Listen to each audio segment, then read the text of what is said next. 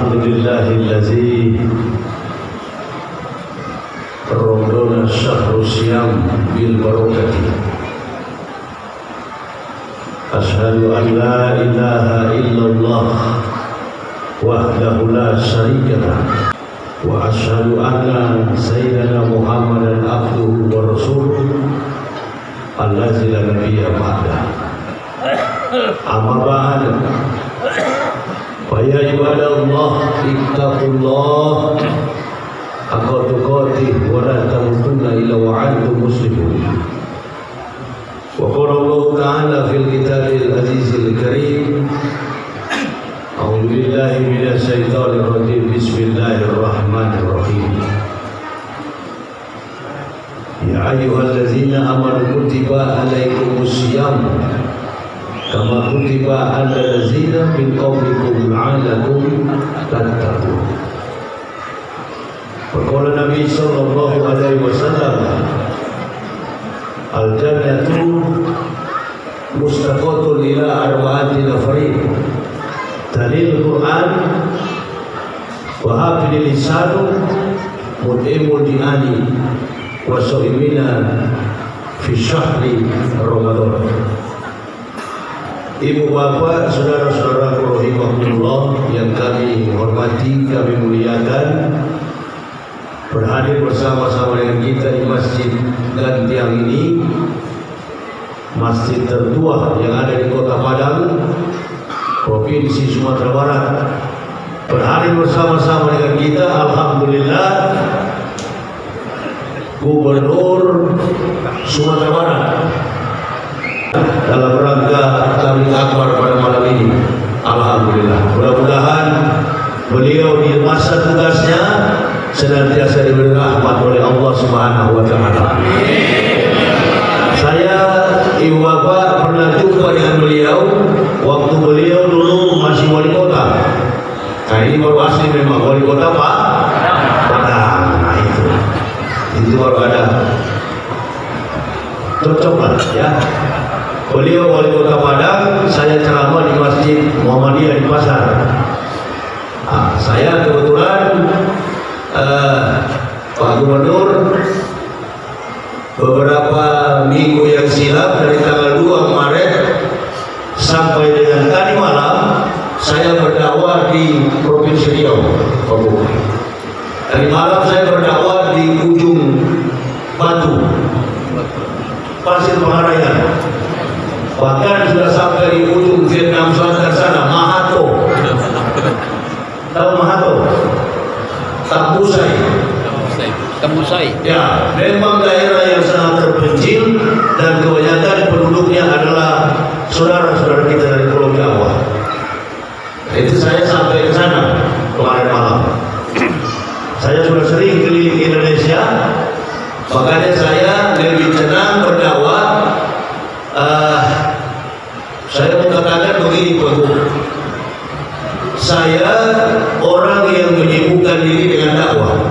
Satu, dan tidak mau ada persoalan lain kecuali persoalan dakwah. Mati hidup saya adalah untuk dakwah. Jadi saya tidak pro kepada satu organisasi Islam manapun. Saya tidak pro kepada organisasi Islam manapun. Tapi saya orang dari luar, dari kafir yang kemudian diberi petunjuk satu keluarga. Kami sekeluarga masuk Islam untuk menegakkan Islam. Nah ini, jadi kami komitmen apa yang kami pikirkan, apa yang kami perjuangkan, apa yang kami bela. Ini adalah merupakan nafas hidup kami, agama, hidup dan mati kami, Islam. Jadi saya memang bertahan hidup. Mohon doa dari jamaah supaya dalam waktu dekat ini jangan dulu mati. Masih tetap umur panjang. Itu dia. Jadi saya tidak pernah kecewa dengan kehidupan ini. Tetap saya tegakkan Islam ini. Saya bilang sama istri saya, sabar, karena tidak ada yang bisa mengokohkan keimanan kita kecuali sabar. Mari kita ke Padang, kita kunjungi saudara-saudara kita di Sumatera Barat. Kita lihat bagaimana perkembangan yang ada di sana. Ketua Masjid Katiang, Pak Buya Munandar mengatakan sama saya, Haji Munandar mengatakan sama saya, Ustaz, jadwal saya yang batal beberapa bulan lalu, Buya, waktu sebenarnya kami ini sama-sama jadwalnya Maulid Nabi, tapi tiba-tiba saya ditangkap. Ini ditangkap bukan kasus saya, bukan masalah saya. Masalah saya membela Ustaz Abdul Somad. Ini persoalan. Ini sebagai Bapak tahu. Ini persoalan tahun 2019. Saya bela Ustaz Abdul Somad karena beliau dikepung oleh seluruh pendeta di Indonesia. Saya bela UAS. Saya bela UAS.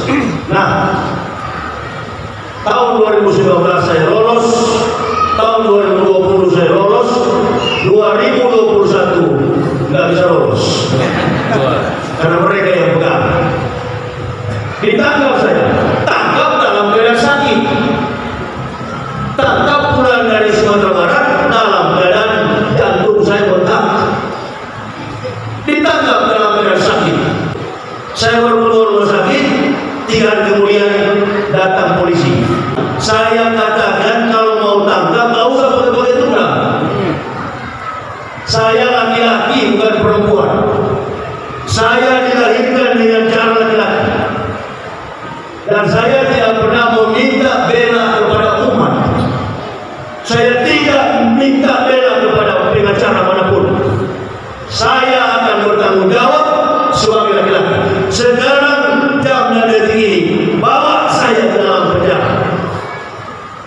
Karena orang-orang di luar sana yang suka membenci ulama, yang suka membenci kebenaran, kaum munafik, kaum takfir dan lain sebagainya, mereka itu suka menelanjangi kami dan mengatakan kami takut di penjara. Tadi Buya katakan mudah-mudahan nanti Ustaz tidak masuk penjara lagi. Enggak apa-apa Buya, jangankan 10 kali, 20 kali, 1000 kali, 1 juta kali. Kalau kebenaran, insya Allah kami tetap siap untuk masuk penjara. Allah nggak akan peduli kami. Jangankan 1 kali, 2 kali, enggak. 20-30 kali kami tetap insya Allah siap masuk penjara demi menegakkan kebenaran.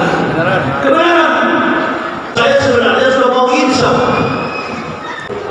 Kenapa saya mau insaf? Karena saya disadarkan oleh Allah tidak boleh saya membicarakan agama orang terlalu keras. Agama Kristen saya katakan Roh Kudus, Roh Kumis. Kitab suci Kristen itu Matius, Markus, Lukas, Stefanus, Tetanus, Spiritus, Taktikus.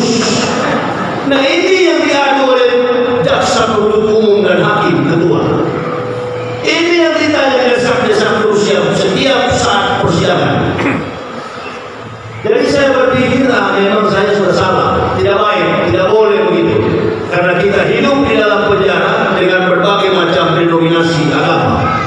Jadi saya tidak boleh menghina kultus, menghina sakral agama orang lain. Bagaimana juga kalau mereka menghina agama kita? Itu ada di dalam Al-Quran juga begitu. Bahwa kalau kita menghina agama mereka, Tuhan mereka, maka mereka akan berbalas menghina Tuhan kita. Nah, saya terus sadar, saya mulai sadar, saya meminta maaf.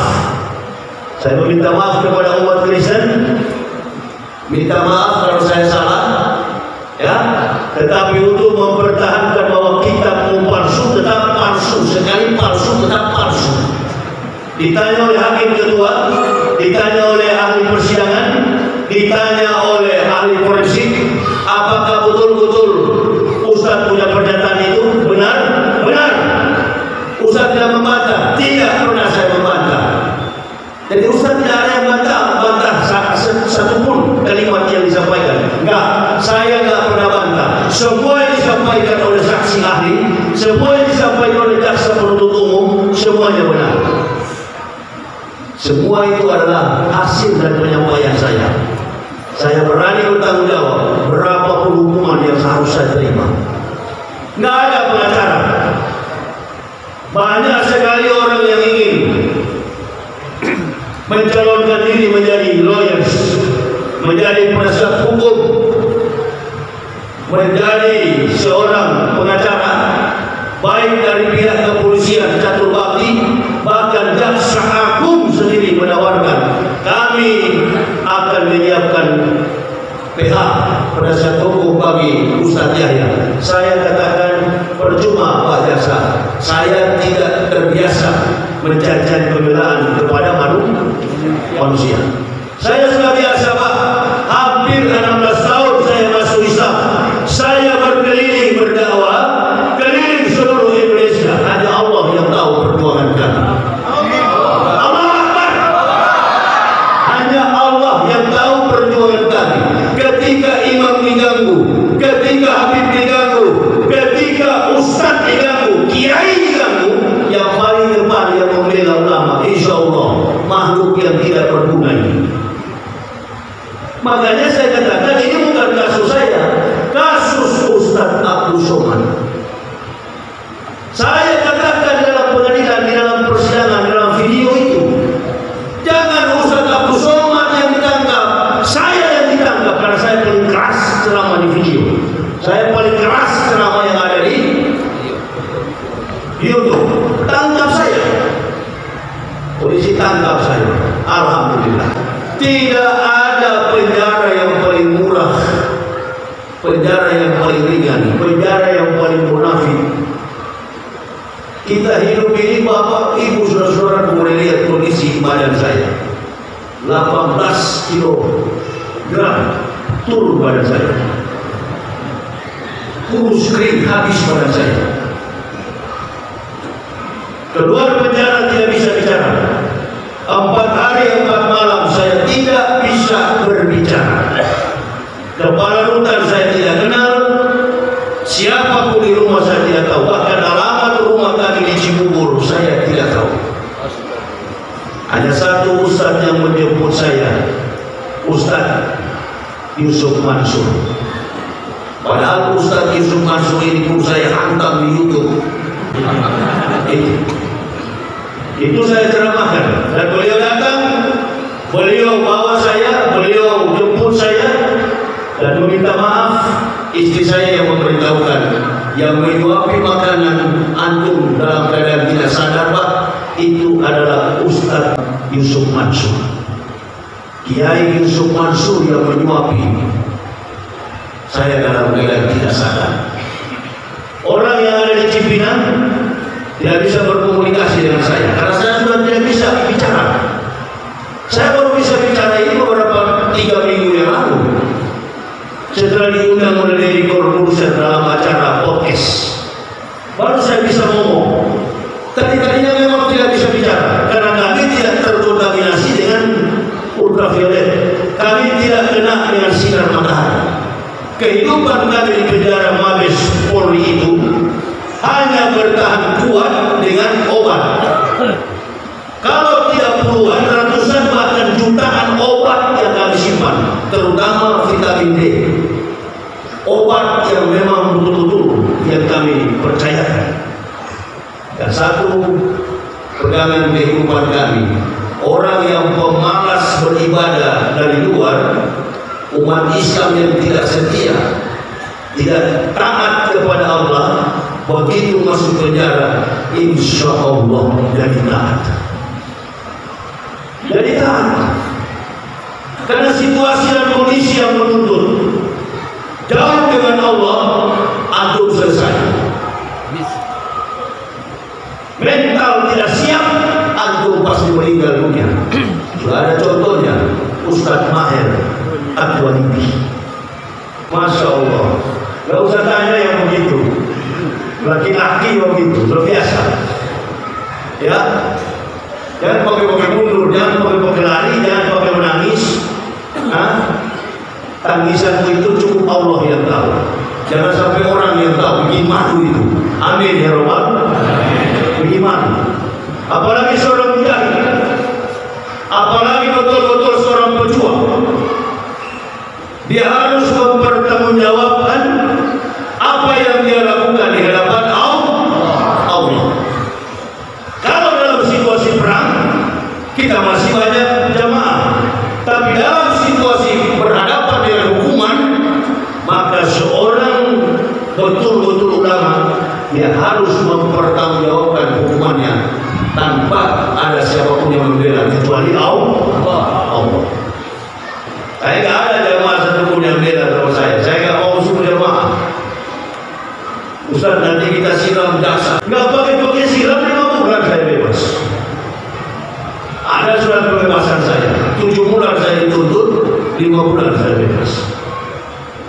keluar, saya katakan di hadapan Allah, Engkau bebaskan saya ya Allah, saya akan tegakkan agama.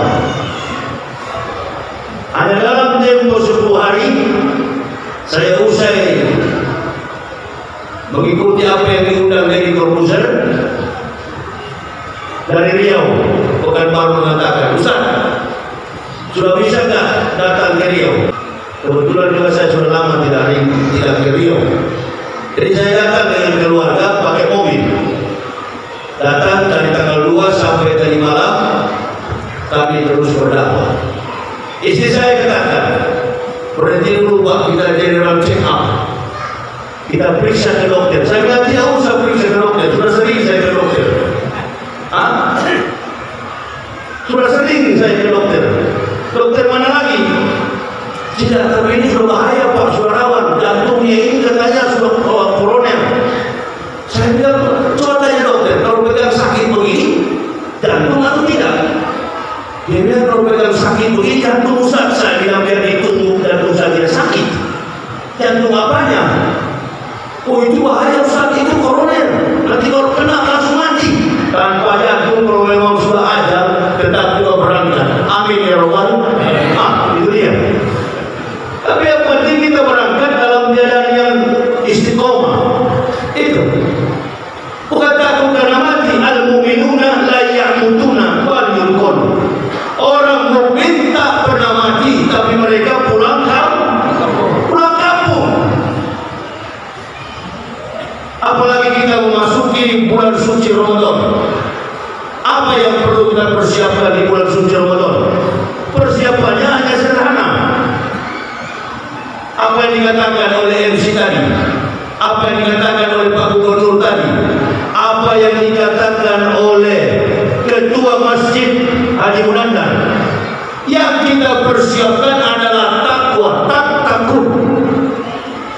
Allazina min qablikum la'allakum tattaqun. Ada orang-orang sebelum kamu yang berpuasa. Ada orang-orang mukmin sebelum kita yang juga sholat. Jadi segala sesuatu perintah Islam itu sudah dilakukan oleh para generasi para nabi yang sudah melakukan itu. Kemarin kita melewati satu peristiwa Isra wal Mi'raj. Di tengah kegembiraan kita yang begitu kuat, lalu datang sosok pejabat yang namanya Yakut. Lalu dia menyamakan azan itu dengan suara gombongan anjing. Nah kita jamaah tidak usah terpengaruh. Tidak usah terpengaruh. Kenapa? Karena saya sudah pelajari betul bagaimana sepak terjang, bagaimana taktik rezim Jokowi. Kenapa? Kalau satu pejabat berbuat, pasti besok ada yang berbuat lagi. Coba tunggu saja. Kalau satu berbuat, pasti ditutupi dengan yang lain. Nanti yang lain berbuat, ditutupi juga dengan yang lain. Apa yang terjadi? Apa yang terjadi? Setelah azan berkumandang, seorang murtad dari Nusa Tenggara Barat, namanya Taifuddin. Ya, namanya Taifuddin Ibrahim, meminta kepada Menteri Agama supaya 300 ayat-ayat suci Al-Quran dihapus. Ini taktik mereka ini. Ini strategi mereka. Oh jangan keras-keras begitu Ustaz, nanti ditangkap lagi. Enggak apa-apa. Justru saya berdoa supaya ini Yakut ini masuk penjara.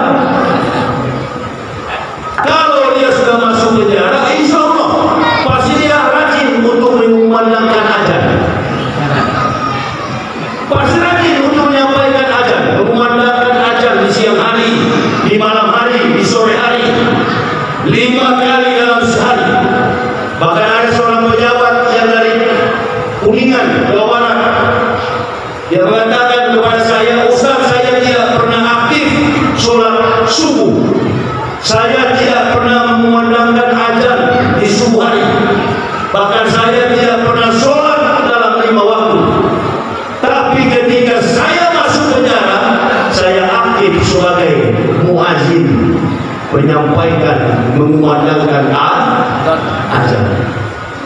Jadi orang yang pemalas dan rajin, orang yang kafir pun masuk Islam. Kenapa?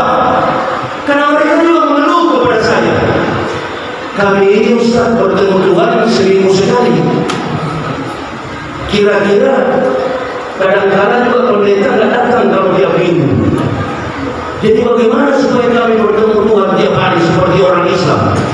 Saya katakan ya sudah, ikuti aja sholat subuh, sholat zuhur, sholat asar, sholat maghrib, sholat isya. Ikut mereka. Jadi kami masuk Islam Ustaz, bukan masuk Islam. Ikut saja kalian. Mau masuk Islam atau tidak, saya tanggung jawab. Yang penting kalian ikut sholat.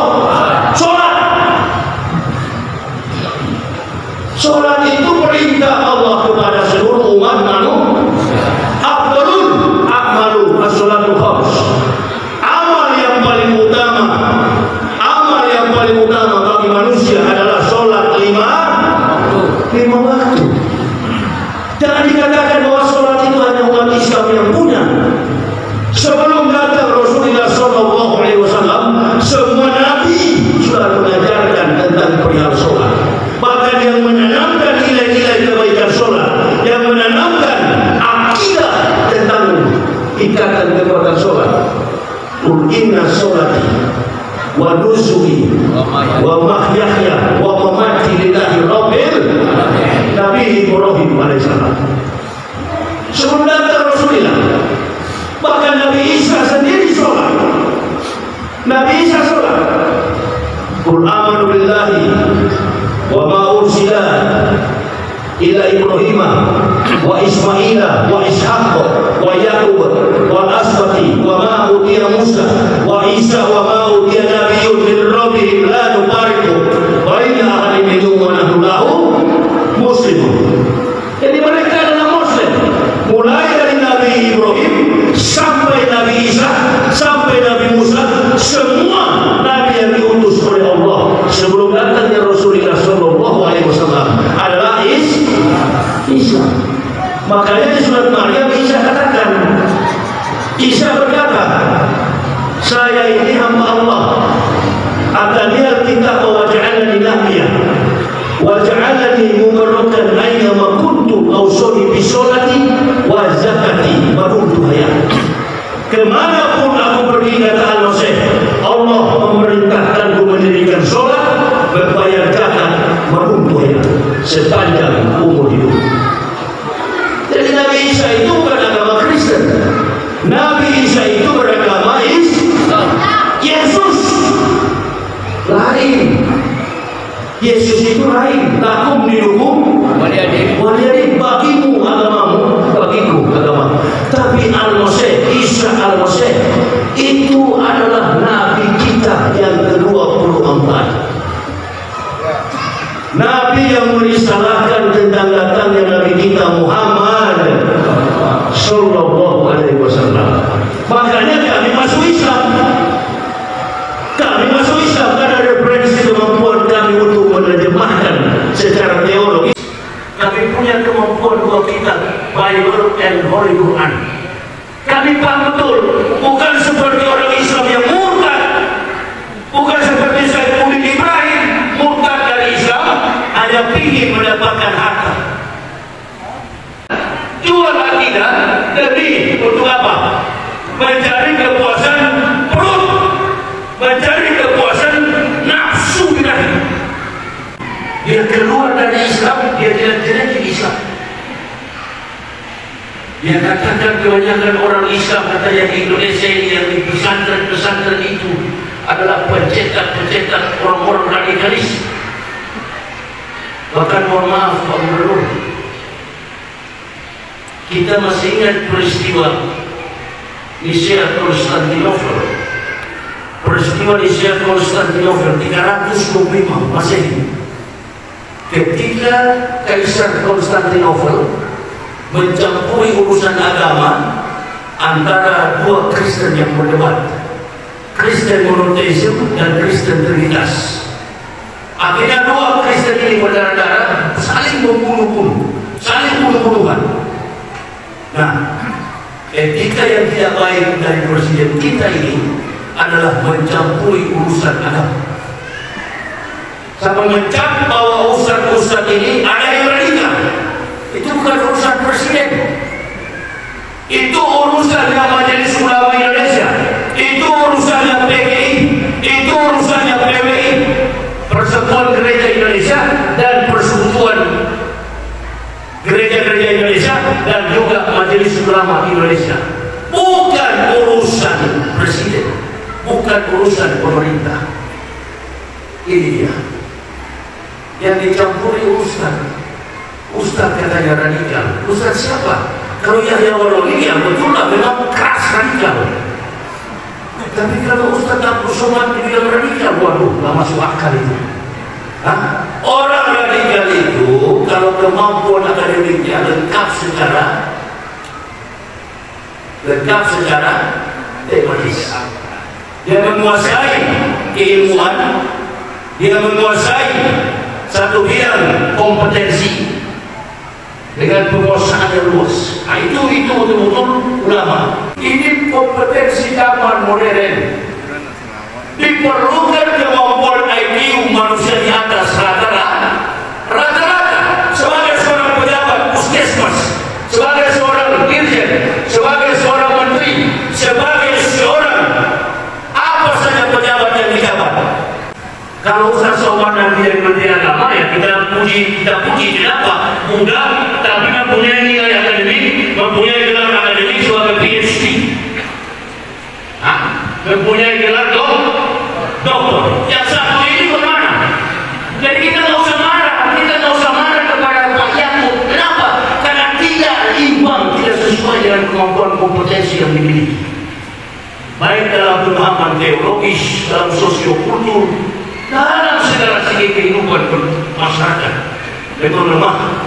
Saya lihat dari gambar itu Agus AHY. Apa itu? Agus Harimurti Yudhoyono dengan Profesor Anies Baswedan. Ini betul-betul kompak. Itu. Siapapun nanti yang jadi presiden, ya asal jangan Jokowi lagi, itu saja. Oh iya. Asal jangan itu lagi kawan. Nggak apa-apa. Siapapun nanti yang akan jadi presiden, tidak ada masalah. Ataupun dia mau paksakan diri jadi presiden, boleh. Tapi jangan paksakan, jangan mengutak-atik Islam. Silakan. Tapi bagi saya sulit. Allah Subhanahu wa Ta'ala telah mentakdirkan orang yang suka mencelah Islam, orang yang suka menghina ulama Islam, satu waktu mereka akan jatuh. Perhatikan baik-baik, segala upaya dan kinerja etos pemerintah yang ada sekarang semuanya gagal. Kalau Allah sudah menutup jalannya, tak ada satu manusia bisa memenuhi. Kiwabun dunia bi'arba'at biasa. Tertib dunia ini bergantung kepada 4 orang. Yang pertama, bi'ilmi ulama'i, ilmu para ulama. Sebenarnya dalam persoalan agama begini, yang banyak berbicara, yang banyak naik panggung, yang banyak harus mengedukasi masyarakat, bukan Pak Jokowi, kawan raja yang di samping Pak Jokowi. Itu dia. Kawan ini punya kemampuan sedikit ilmu agama. Pak Maruf, amin. Bi'ilmi ulama, ilmu para ulama. Yang kedua, bi'adil umaro, adilnya pemerintah. Harus adil. Jangan hanya adil kepada yang pro, tidak adil kepada yang kontra. Nggak begitu. Jangan adil kepada pro, kemudian tidak adil kepada kontra. Begitu ada masalah, semua ustaz ditangkap, semua ulama ditangkap, semua buya dipenjarakan. Dan kami orang-orang yang memang kepala batu, kami tidak pernah menyerah dengan keadaan seperti ini. Jangankan di penjara, ditembak sekalipun kami tidak lari. Allah Akbar. Itu jemaah, itu mesti dipegang. Susah mencari orang yang betul-betul mampu menegakkan agama ini. Kebanyakan penakut pengecut, takut dia di penjara, takut dia ditangkap. Kah? Kenapa dia itu menjadi pendakwah?